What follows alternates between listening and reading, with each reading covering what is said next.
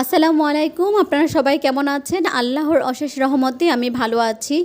আমার বাসায় ২টা ফেলনার জিনিস ছিল যেগুলো আসলে অকেজে ছিল। সেই জিনিসগুলো আজকে আমি পেইন্ট করে কাজে লাগাবো। সেই ২টা জিনিসই আমি আজকে আপনাদের সাথে শেয়ার করছি।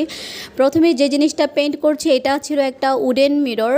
মাঝখানে যে জিনিসটাতে আমি পেইন্ট করছি এখানে মিরর ছিল। তো আমার বেবি যেহেতু ছোট সে মিররটা ভেঙে ফেলেছে, যে কারণে এটা ফেলে না দিয়ে আমি এটা রেখে দিয়েছিলাম। তো এখন এটাকে আমি ওয়ালমেট হিসেবে ইউজ করব। তো আমি করেছি মিরর যেগুলো ভেঙে গিয়েছে মিররগুলো সব ভাঙা টুকরোগুলোকে ফেলে দিয়েছি। তারপর এখানে আমি হোয়াইট পেস্ট দিয়ে বেস করে নিয়েছি। হোয়াইট পেস্ট যখন শুকিয়ে যাবে তার ওপর কিন্তু আমি সুন্দরভাবে এখানে একটা গাছ এঁকে নিয়েছি। এই গাছটার মধ্যে কিন্তু আমি পরবর্তীতে ক্লে দিয়ে ছোট ছোট ফুল দিব। আর এখানে আমি কিছু ঘাস দেওয়ার চেষ্টা করেছি, জাস্ট জিনিসটাকে ফুটিয়ে তোলার চেষ্টা করেছি আর কি। এভাবেই কিন্তু আমার ওয়ালমেটটা খুব কম সময়ে খুব সহজেই মানে তৈরি করা হয়ে গেল, এবং আমি আমার ওয়ালে যখন এটা দিয়েছি তখন কিন্তু মাশাআল্লাহ অনেক বেশি সুন্দর লাগছে।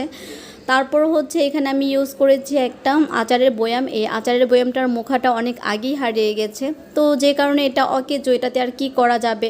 তারপর আমি রেখে দিয়েছিলাম পরবর্তীতে কোনো কাজে লাগানো যায় কিনা সেজন্য।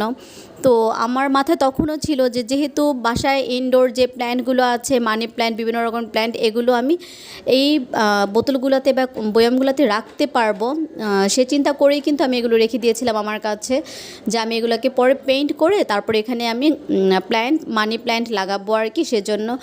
তো এই জন্য আমি প্রথমে বয়ামটাকে খুব ভালো করে ধুয়ে নিয়েছি এবং শুকিয়ে নিয়েছি। তারপর হোয়াইট পেস্ট দিয়ে বেস করে নিয়েছি। হোয়াইট পেস্ট যখন একদম শুকিয়ে গেছে তারপর কিন্তু আমি আমার এক এক করে ফুলগুলো দিয়ে ডিজাইন করে নিচ্ছি। তবে আরেকটা কথা, সেটা হচ্ছে যে এখানে যে লাল কালার রঙটা দিয়েছি এই রঙটা আসলে আমার বানানো রঙ ছিল, অ্যাক্রামিন রঙ ছিল, যে কারণে এটা খুব লিকুইড ছিল।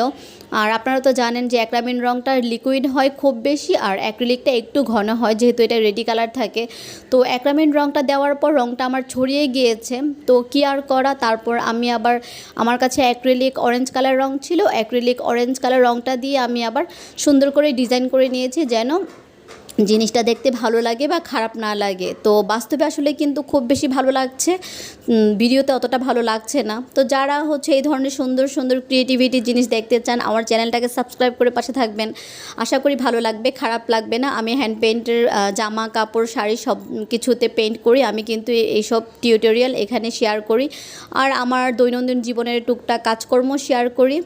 সবাই ভালো থাকবেন, আল্লাহ হাফেজ, এবং পাশে থাকবেন সাবস্ক্রাইব করে, এটাই আমার ইচ্ছা, এটা কামনা।